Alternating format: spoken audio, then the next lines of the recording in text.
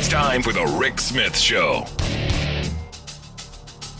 Now, here is the voice of the working class, Rick Smith.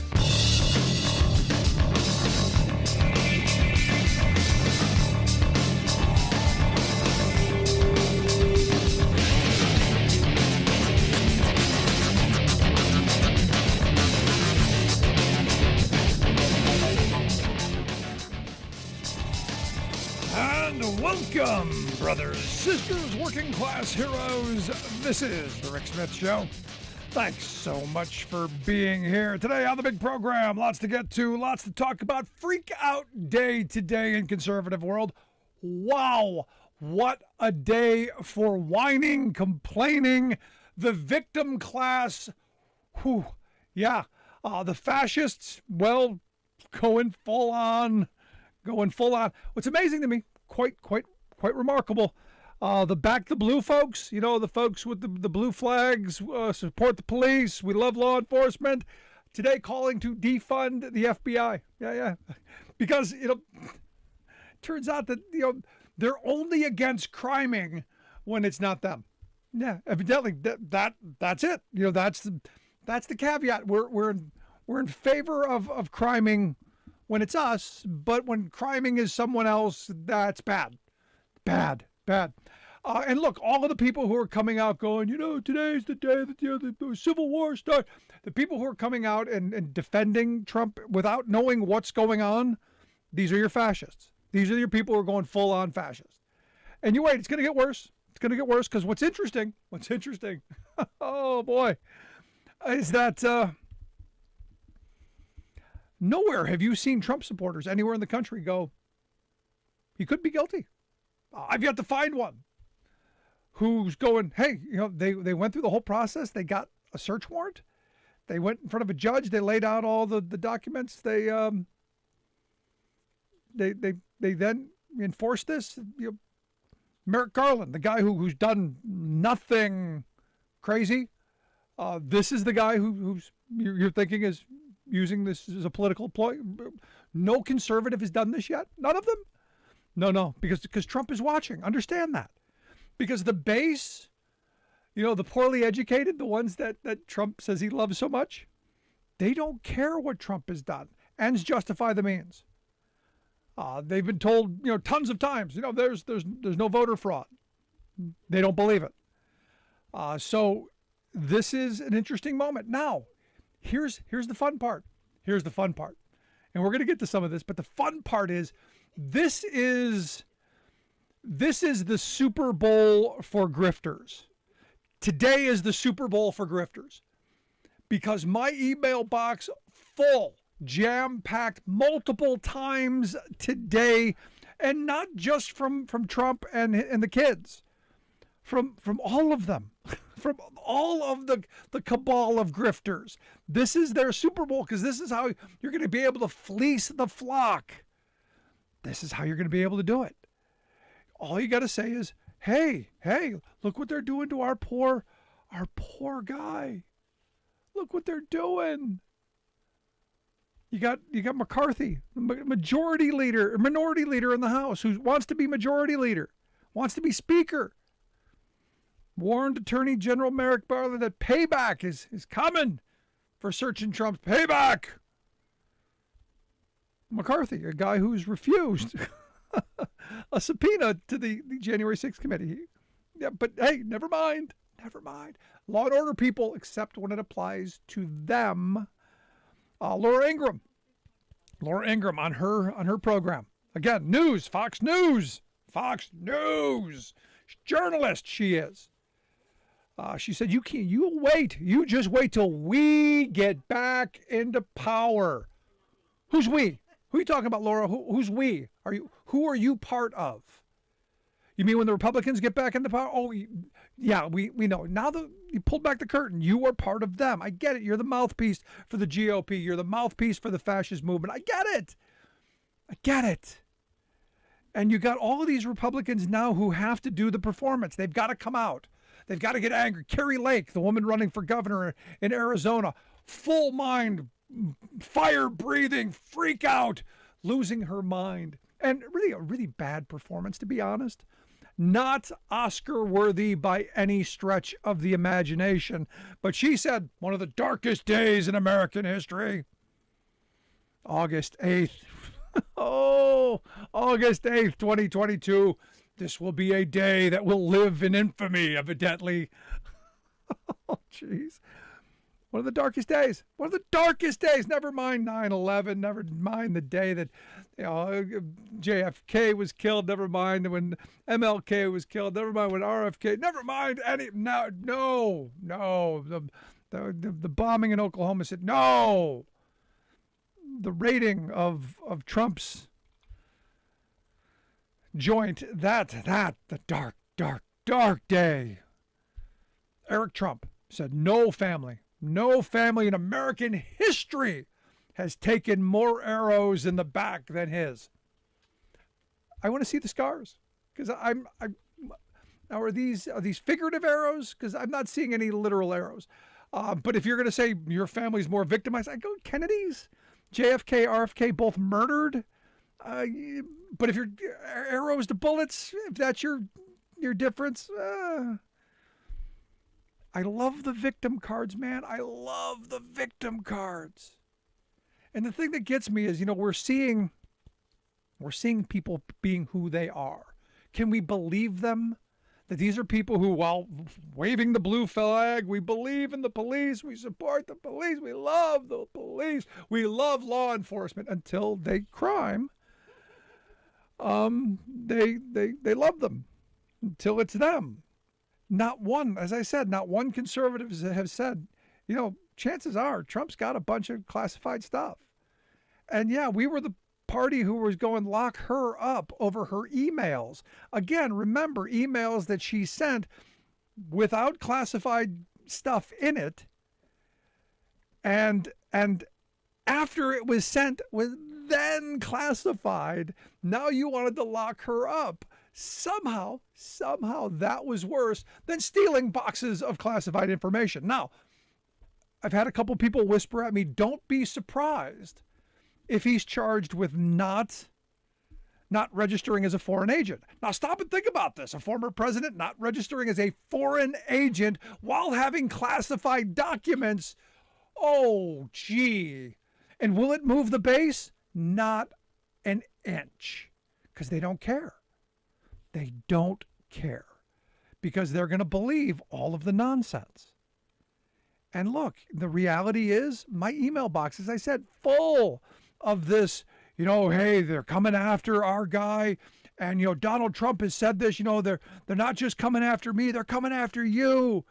And I'm just in the way. Oh, by the way, send me money.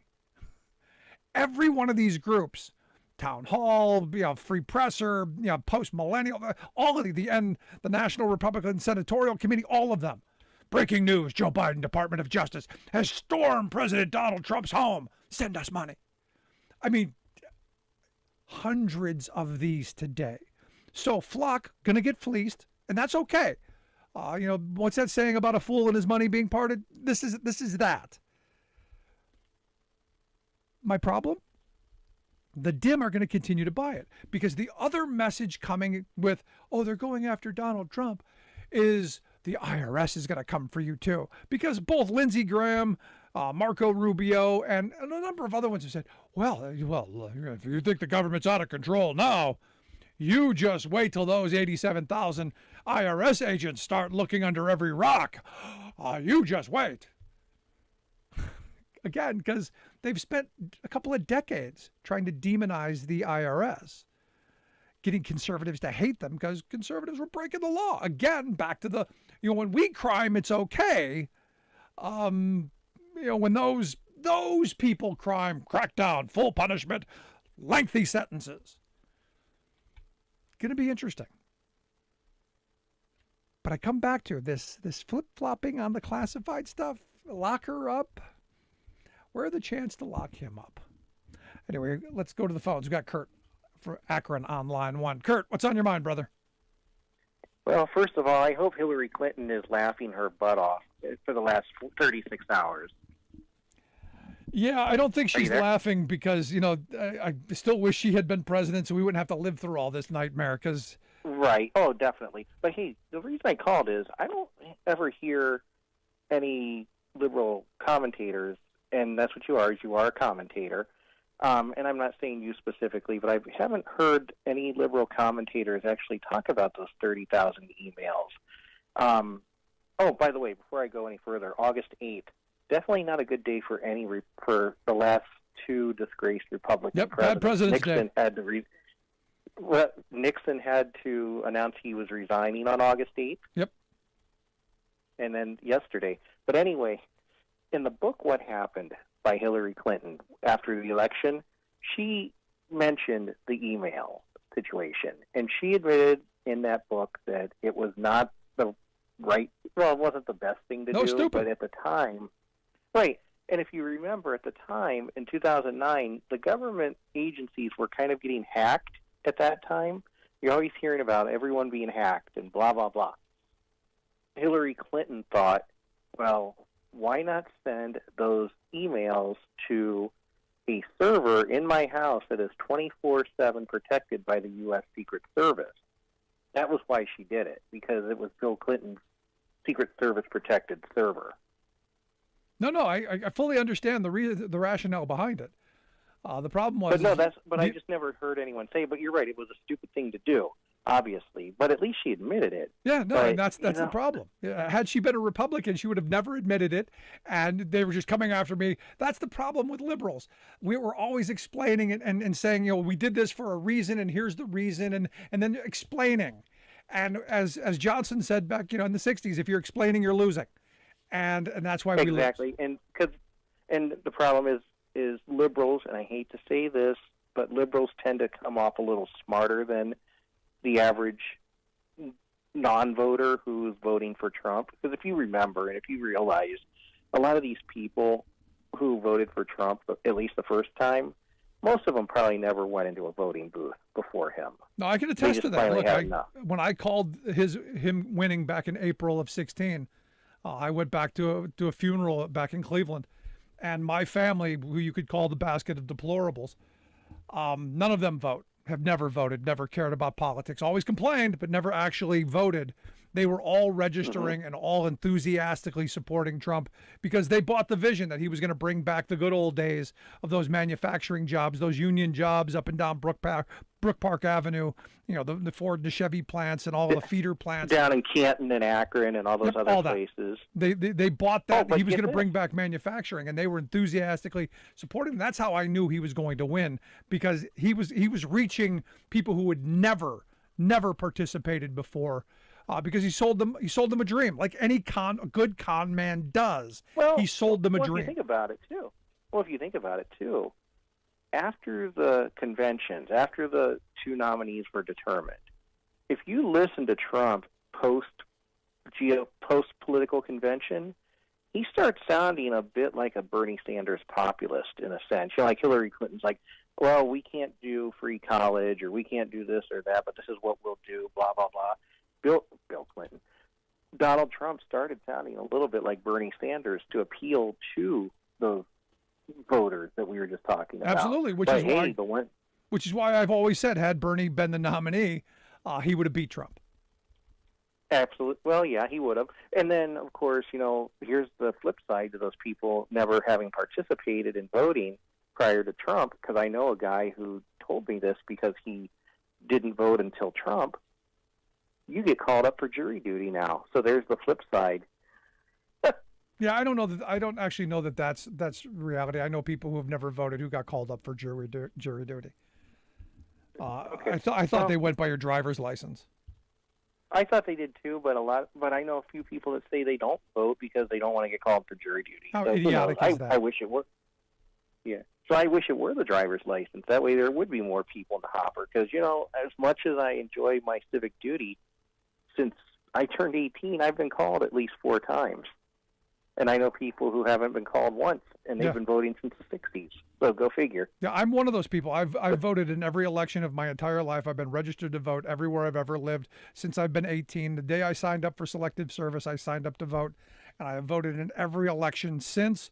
I have never been called for jury duty. So it's one of those weird kind of things. And look, if I was called for jury duty, I would be the first one to say, yep, I'm going to here to do my duty. I'm going to do my responsibility. Like it or not, this is part of being a citizen of this country. And I really have no patience for people. Oh no, it's a hassle. Yeah, it's a hassle being a citizen. And I would recommend too, every citizen at least once should volunteer to work the polls. Yeah, no, good call. And right now, more than ever. Lesson right there. Right, yeah, especially you need some liberals to kind of watch those conservative goons or jackbooted thugs that are going to be there trying to intimidate people. I don't want ideologues at all. I want people who just want fairness. No. I want fairness. I want people who are just going to say, look, this, when you get into that box, in that booth, you do what you do, but out here, it's fairness. That's what I want. I don't want the game to be tilted one way or another. And that's the problem. Right. We see what the Republicans are doing right now. They're training people to tilt the game before you get into the ballot box. And that is a problem for me. Exactly. And that's how Nazi Germany starts. Yeah. And today is one of those days where I fear we're heading down that road faster and faster. Yeah, unfortunately. But hopefully people don't get complacent. 10 points ahead in Pennsylvania for John Fetterman. 10 points ahead in Ohio for Tim Ryan right now. Yeah. How Herschel Walker is within striking distance of Raphael Warnock, I'll never know. But please do not get complacent. We need to get these guys in. There you go. Good stuff, Kurt, man. Appreciate it. Hey, thank you. Bye-bye. Outstanding. No, I mean, look, at the end of this, it's going to come down to people showing up to voting. If your reason is that you're not voting because you might get called for jury duty, shame on you. Shame on you. That's all I got. I'd love to hear your thoughts. Email me, rick@thericksmithshow.com, or give us a call, 1-866-416-RICK, 1-866-416-7425. Quick break. Right back.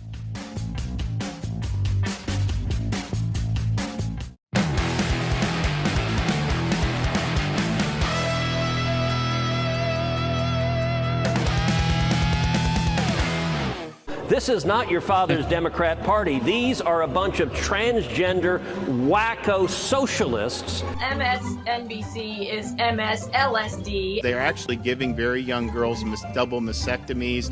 They want to castrate these young boys. The 30,000 emails that were erased and all that was okay. That Crooked Hillary did that. Benghazi. What kind of drugs is Biden on? Because I feel like I'm not really into drugs, but I could be. Whatever he's doing, I want to try. Are we talking about like non-blinking Biden or like speed reading? Is he real? Let's just be honest. Is he real? Like, because you're in rooms with him.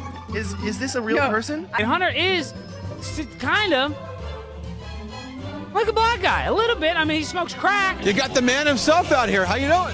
Tremendous. We completed the wall, and we added much more wall than originally planned. Wisconsin's very own Trump gown. I had this made. So you both, again, think he was cheated out of the election? Absolutely. Absolutely.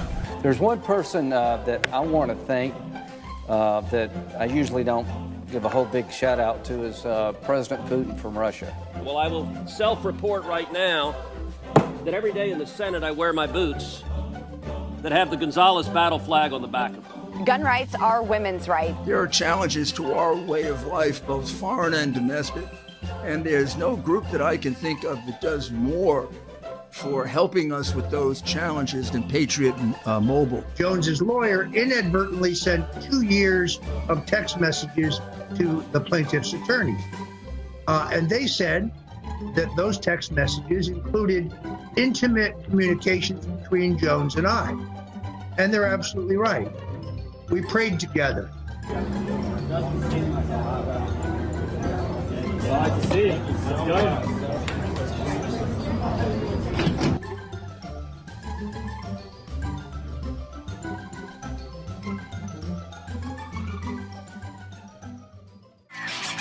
you gotta love this. Former New York City Police Commissioner Bernard Kerik. Remember Bernie? Yeah, Bernie Kerik. He evidently told Newsmax that he's worried. He's worried those violent Democrats, those well-armed, heavily armed, gun-toting Democrats, they might try and assassinate Donald Trump. Yep, that's what Bernie said. Again, that projection thing. Yeah, very, very scary stuff. These people, Anyway, interesting news. My congressman, Scott Perry, you may remember him as the guy who asked for a pardon, reportedly. Also, some interesting texts going on about, getting a certain person put in as attorney general. Some of that stuff going on. Evidently, according to him, the FBI, while he was out with his family, possibly on vacation, I think the story goes. Evidently, they seized his cell phone. Yep, had a search warrant, seized his cell phone. Interesting times ahead. I know, that could be coming for you. Let's quick go to the phones. Got Alice on line 1. Alice, how are we doing today? Pretty good. That's what I was calling to tell you, that WAPO had just had it on, breaking news, that they seized his cell phone. And, last night I said, well, nobody was saying anything, but I think it took them a while. They had to all get together and, get their story straight before they all started tweeting and going on, the news and whatnot. Yeah, so this is the question now. The question is, was it smart to wait, or should they have gone and got everybody's cell phones and everybody's stuff yesterday while they were doing the raid at Trump's house? Because you're going, well, trouble, we better start deleting stuff. Or did you give them the night to go and start, texting each other whatever they were saying in that moment, so that maybe you got that night of response? I don't know. I don't know either, but I do know this much. And we should make a bumper sticker or something. Democrats believe no one is above the law. Nope. And Republicans believe that there is no Democrat above the law, because they feel that their party is special and laws do not apply to them. And I'm just wondering, because on Twitter, the GOP Judiciary Committee or whatever was tweeting, about it. And I tweeted back and said, and would you be this upset if had it been Barack Obama that had taken the documents?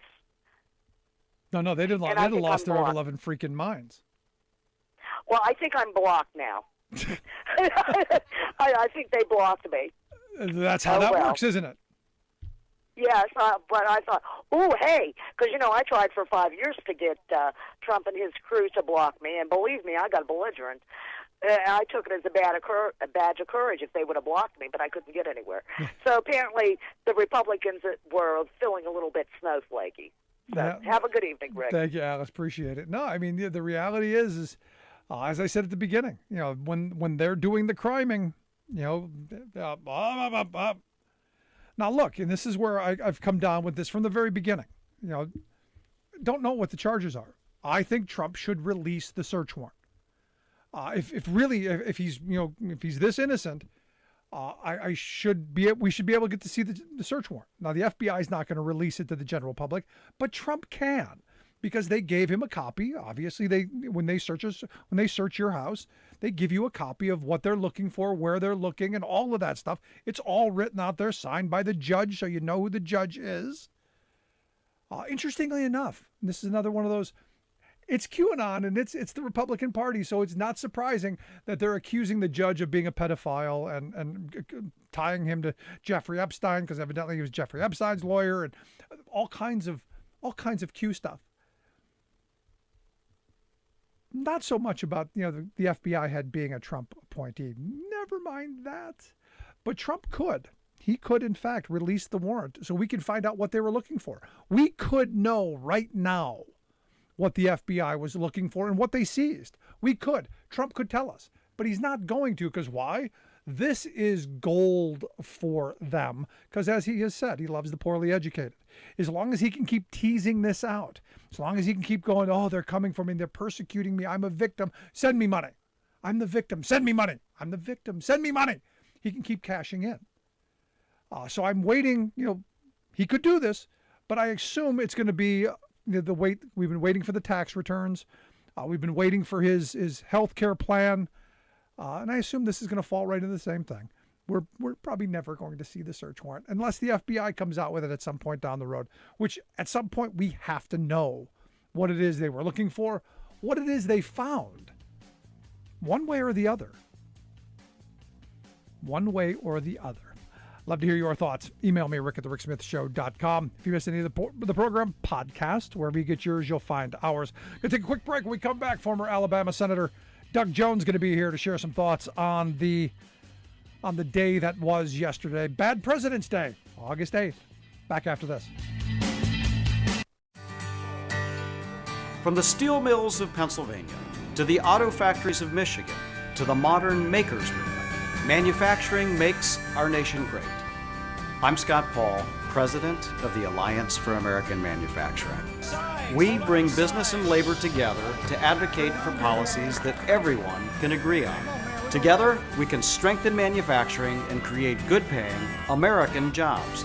Help us keep it made in America.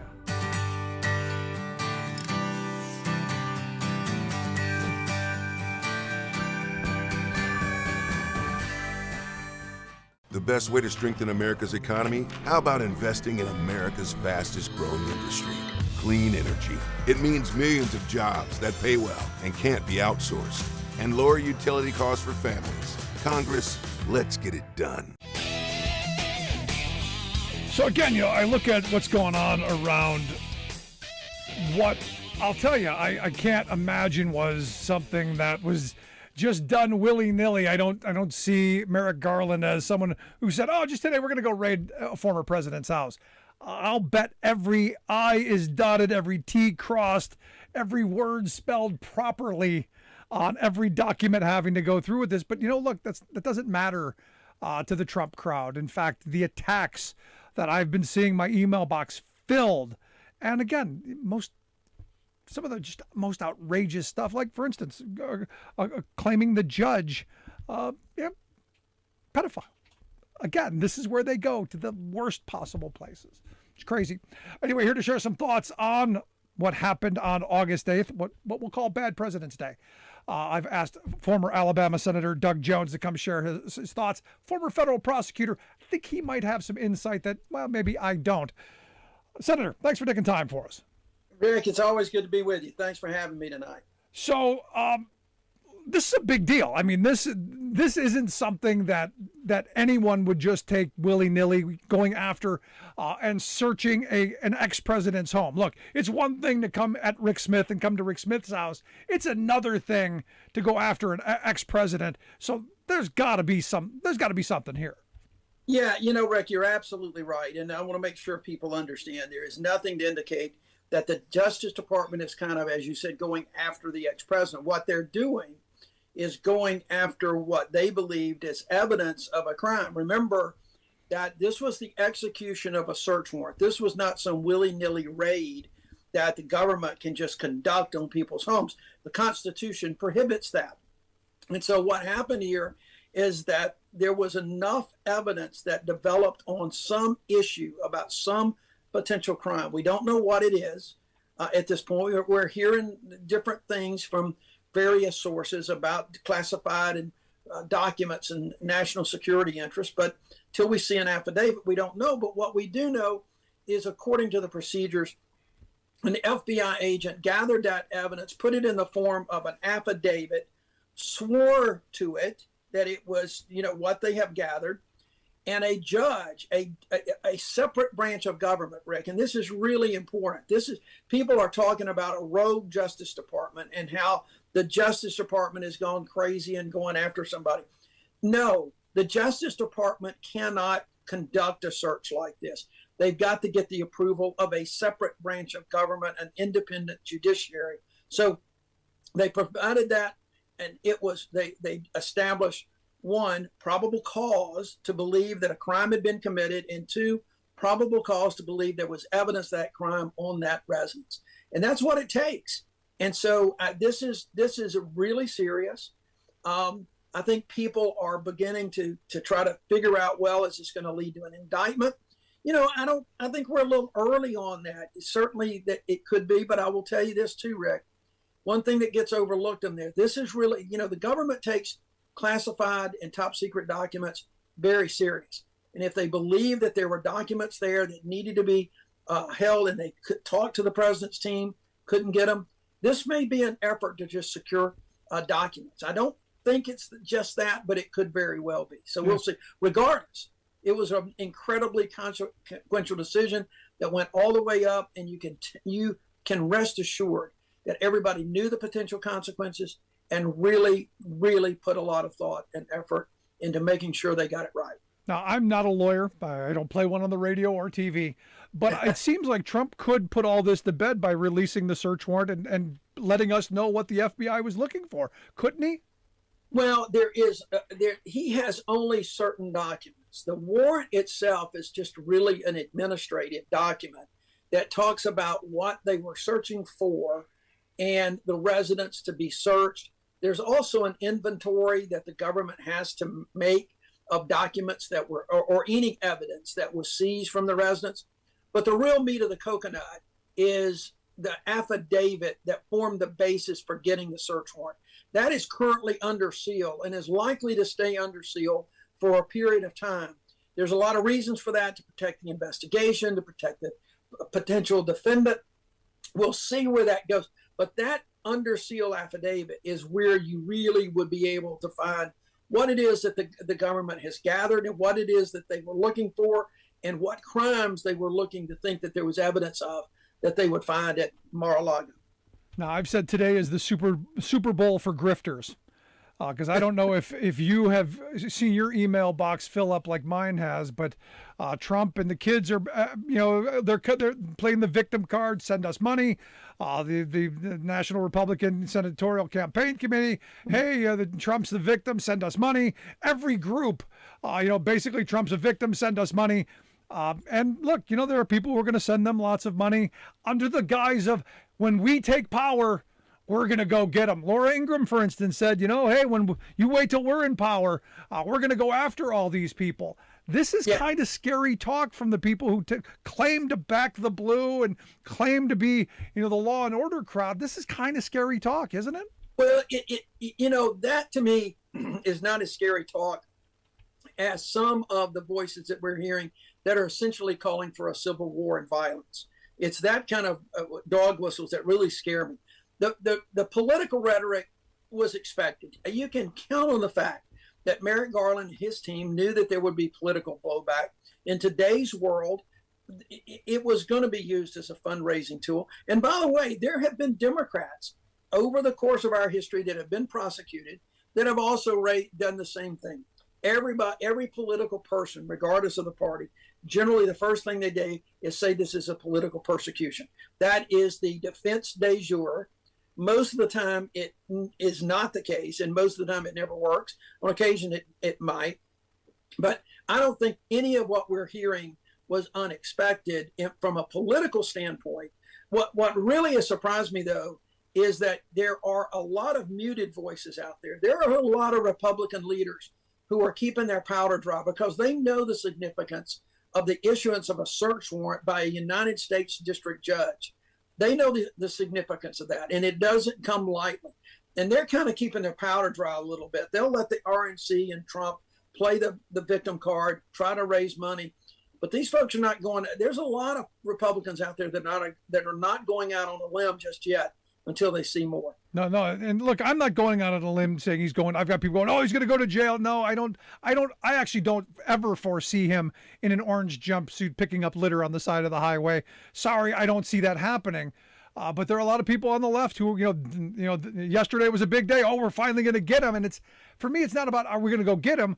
I believe in the rule of law, and I believe that it's equally applied to everyone. And I hope we all should believe if we can reunite this country, and if there's anything that should bind us together, it should be that justice blind thing, I think is kind of important. I totally agree with you. And I know there are folks on the left saying we're finally going to get him. But the fact of the matter is, I think most people are really a little bit relieved that they know that there is an investigation going on. That's really what people want. They want folks to follow the rule of law. They believe that no one is above the law, and they want to see it done right. They don't want the Justice Department to be a political issue. And just because there was an extraordinary execution of a search warrant on a former president's house does not, by and of itself, make this political, as many on the right are trying to portray. It's just not that simple. It is kind of ironic that the folks that are screaming the loudest used to be the law and order people. They used to be the ones backing law enforcement and the rule of law. We hear it so much, but it's just, in this day and age, Rick, so much of that has become a cry of convenience and not really a cry of personal belief anymore. It's whatever is politically expedient at the time. And right now, it's politically expedient to scream about the FBI and to play the victim and rally around someone that you support, regardless of whether or not the person happens to maybe be a criminal or not. You're listening to the Rick Smith Show here with former Alabama Senator Doug Jones. Doug, I'm looking at Lindsey Graham, I'm looking at Marco Rubio, and you said there are Republicans out there who are keeping their powder dry. These are a couple who aren't. They brought up the issue of the IRS now, saying, well, if you think the government's out of control now, you wait till Biden's IRS comes for you. Because look, conservatives have again, as I said at the beginning, they're all law and order and against criming until it's their criming that gets paid attention to. But it's this kind of hatred towards government, this kind of, feeding fear to the masses. This again. Yeah. And again, let's remember the last real evidence that we've seen about the IRS improperly coming after anyone was just recently when it was revealed that they started doing audits of James Comey and Andrew McCabe in the FBI during the Trump administration, who were not friends of the administration.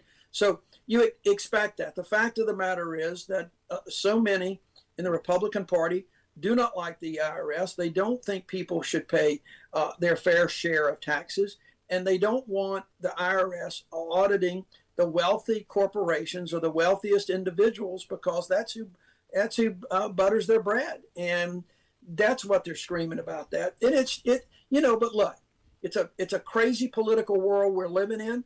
Hopefully, most of the people in this country know better and can see through it. You're going to have a base on both sides who really are going to believe whatever they want to believe. But I think by and large, the people in this country are going to think this is really serious. This is not just some fly-by-night. You cannot listen to Merrick Garland talk for more than 5 minutes and think that he has a political bone in his body. He doesn't. He's been a judge for 30 years. He calls them like he sees them, and this is a non-political decision. We'll see how it plays out and what evidence he has, but I can assure you it's a non-political decision. One of the things I've always loved about you, Doug, is you're the voice of calm. You're the voice of moderation. Slow down. Hey, let's look at everything. And I think you're running for Senate again, because we need that in the Senate. We need level-headedness, because you pointed out something I think that most people don't seem to think about with the Comey and the McCabe situation. The things that we're hearing from the right, the things we're hearing from Republicans and Trump, are the things that they were doing. And it's this kind of, Democrats are going to do this, this, and this, because, oh, by the way, it's what we want to do and what we would do if we were in power. And the reason I bring this up is just about 2 weeks ago, this idea of Schedule F was going to be the grand plan Trump was going to bring back, and they were going to make patronage great again. We're going to fire all these federal employees, and we're going to bring loyal people back. And it just seems that all of the accusations that I'm getting from the right are the things that they want to do, that they're claiming Democrats are doing it, and yet, it's just not holding water. Yeah, and think about this too, Rick. Remember that if some of the reporting is correct, that this is about documents, classified documents, maybe top secret documents, presidential records that have been destroyed, that are being concealed. You got to put this in the context of everything that has come out in the last 6 weeks or so, or the last 2 months with the January 6th committee. Secret Service agents deleting text messages, other federal agents. They said everybody, I think it was in the Department of Homeland Security, the top people were deleting all their text messages, improperly deleting their text messages. You had allegations that Mark Meadows was throwing documents in the fireplace at the White House. We've seen photographs of notes that were torn up and stuffed down a toilet. So you got to put this in the context, and you got to understand that it may be very legitimate and seems very legitimate, that there was a very real concern that any document that is at Mar-a-Lago is destined for an incinerator or something if they didn't go get it, especially given the fact that we're also hearing that some of the folks that they were dealing with may have misled them about what documents were there. Agents have been down there before and looked at some things, and now there's this allegation that they may have been misled about what was there, the agents were. That in itself could be a crime as well. No, and look, there's part of me that goes, I wouldn't be all that concerned if Trump did flush it down the toilet, and I feel sorry for whatever FBI agent had to dig his hand in there to look for stuff. My concern is, and this has been floated to me a couple of times, that possibly foreign agent kind of stuff could be coming down the road. Again, conspiracy talked out, that who knows. But those documents could end up for sale, could end up in the hands of someone else. That's what really concerns me, because sadly, I don't know that I trust the former president to have those documents. Well, I think there's a lot of people that share that, but regardless of whether you trust him or not, there's a law. There's a law that says he's not supposed to have those. There's a law that says that people aren't supposed to conceal them, mutilate them, hide them, store them, whatever. There's a federal law. Congress, has passed this law. The very people that are complaining about this have had this law in the books for some time, and so it is a law that there's a reason behind it because of the very reasons you're talking about, and it could easily fall in the wrong hands, whether it is the former president or not. But there will be other people that will have access to that, and in this particular case, Rick, what we've seen is a former president who has no norms when it comes, or no respect for the institutions of government, for the laws, the Constitution, who always believed he could, as president of the United States, could do anything. Richard Nixon famously said that to David Frost one time. If the president does it, it can't be illegal. Right. Well, I think clearly Donald Trump had the same view, and he just would thumb his nose at all the laws, all the rules, all the regulations. And we cannot allow that to happen. Well, remember, he could shoot somebody on Fifth Avenue and never lose a vote over it, if you remember that. But so, like I said, I think you're one of the most level-headed people I know who served in Congress.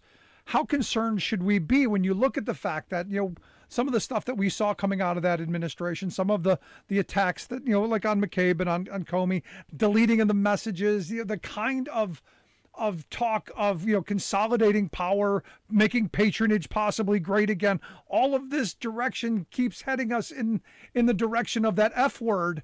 Not the nasty F word, but the other one. Well, it's a nasty F word. Fascism is a nasty F word. Right. But how concerned should we be? Look, I think people should be very concerned if they really can, if they can get out of silos. And that's just people on the extremes on the right and the left. They need to get out of their silos and start looking and come to facts and truth. The democracy is about truth. Democracy is about having the same set of facts that people understand. And you can take the same set of facts and come to different conclusions about what you do with them. But we're not dealing with the same set of facts with people anymore, because we've got the right, with Fox News and others that have a completely distorted view of actually what's going on. And some people will say that view is also their views coming from the left that are very distorted. We're in a bad place in this country right now that we need to come together. We need a national purpose. Rick, I was talking to a friend just yesterday, and we need a national, a unity of purpose. And I don't know what it might be. You would have thought that COVID would have done it, but instead COVID became political. You would have thought that the war in Ukraine would do it. Instead, it became more political. You would have thought that January 6th would have done that, and it did for about 18 hours, and then it all fell apart. And so it is a really tough spot that we're in right now. Yeah. And if we don't start trying to pull people together and pull people toward the center and do some things like they got done in the Senate this week with the Inflation Reduction Act, we're going to be in a bad place, and it's going to just drive people into their corners. And there's a lot of people out there, you know what, Rick? There's a lot of people out there making a lot of money right now on driving people to their corners. And we got to figure out a way to stop that. Yeah, my email box is full of it. So let me move into this real quick to kind of wrap this up, because we've been talking about Trump, we've been talking about all of this stuff that's been divisive and tearing us apart. But what should be uniting us is the fact that, we got a CHIPS Act signed today that's going to help us rebuild manufacturing. That should be something that unifies us, yet not many Republicans voted for it. I think the Biden administration, while not my first choice, he's been killing it with legislation that any administration would be thrilled to have historic investments in infrastructure. This CHIPS bill, you could go down the list of accomplishments that just not getting recognized. Yeah, no, you got the CHIPS bill that was a bipartisan support. You had the PAC Act, which is helping so many veterans that received 86 votes in the U.S. Senate. You had the infrastructure bill. Every state in this country is going to benefit from that infrastructure bill. Those were bipartisan. But what the president and Democrats have done is that, you know what, if we will work with Republicans, we are the party that will try to work with people. But if you spurn us, if you say absolutely not, like on the Inflation Reduction Act, like on the COVID package that they did, the American Recovery Act, then we're going to help the American people, and we're going to do it on our own. And they will compromise. And it has been an extraordinary run for President Biden and Democrats over the last 18 months. Extraordinary. I defy anyone to come back in American history. Lyndon Johnson, maybe, Franklin D. Roosevelt, they have done some amazing things, and we've got to start talking about that. I've said for so long, I'm tired of the Debbie Downers. I want to hear people talking about this and crowing about it, because this is the party that can bring people together. The other party is dividing, because one of two things are happening on the other side of the aisle, Rick. Either you got a MAGA faction there that is just trying to retain power in any way, stoke violence, do whatever they can, punish Tinkerbell if Tinkerbell speaks out against them. And then you got the others who are staying silent, that are enabling the other part of the party. They're being held hostage. And so it's the Democrats who are seeing this Big Ten and becoming a governing majority, and that's really important. No, somebody has to, because the Republicans don't have a plan. And the only plan that we see in writing is the Rick Scott plan, which is to do away with everything government does and then hope and pray that maybe possibly we can get some of it back. So, Granny, if you're listening, they want to destroy Social Security, and it's in writing. They want to abolish it in 5 years. And, Rick, there's another thing. You hear so many people in this country, and rightly so, concerned about the deficit. Concerned that we're borrowing more money and that we are mortgaging our children, our grandchildren's future. A lot of conservatives, really, that's all they talk about. Here are two interesting facts. Number one, the deficit increased gigantically under Donald Trump. The tax cut bill that they did in 2017 really contributed enormously to the deficit. Guess who is reducing that deficit? Joe Biden and Democrats. Right now, the Inflation Reduction Act plus the budgets that they're doing is actually going to start reducing those deficits over the course of time. So Democrats are delivering here, and we've got to talk about it.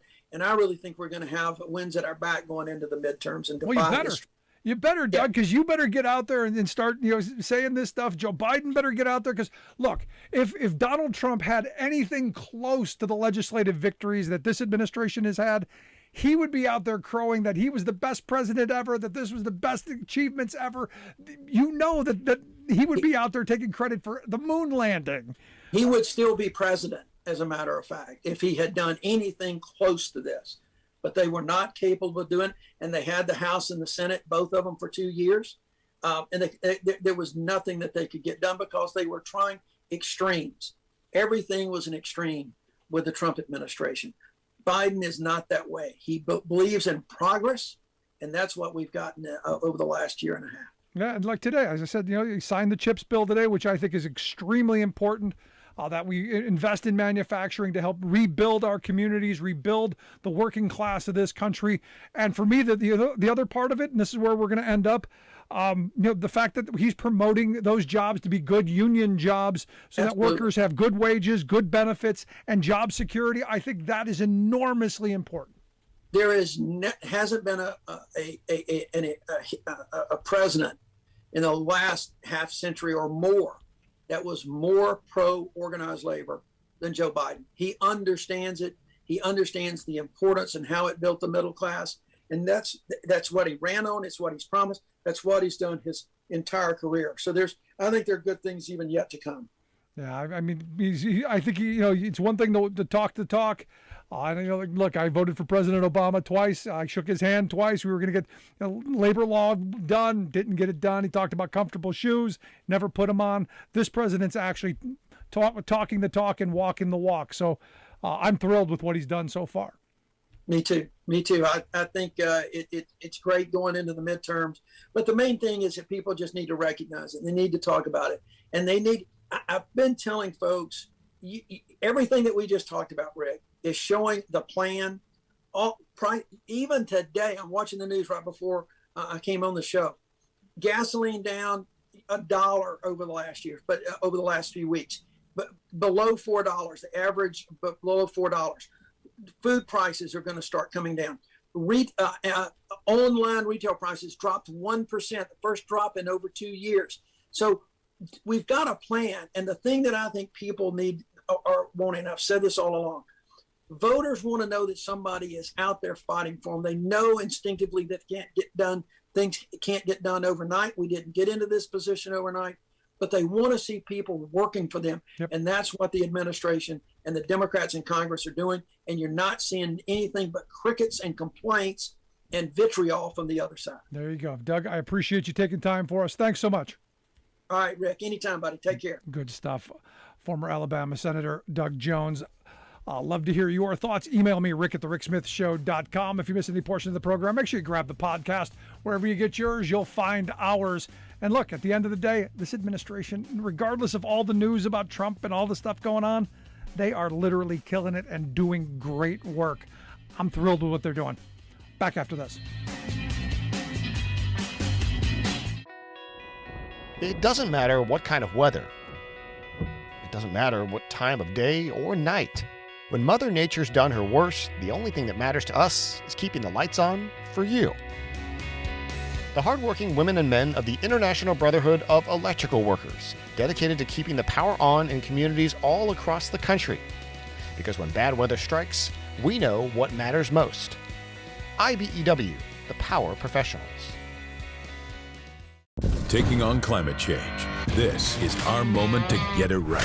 And here's how we do it. By putting the American auto worker on the job. Building the electric cars and trucks that take us where we need to go without the pollution that's warming the planet. The cars we love, the trucks we depend on, all made right here in America by union auto workers. More electric vehicles. That's how we build a clean energy future. That's how we take on climate change.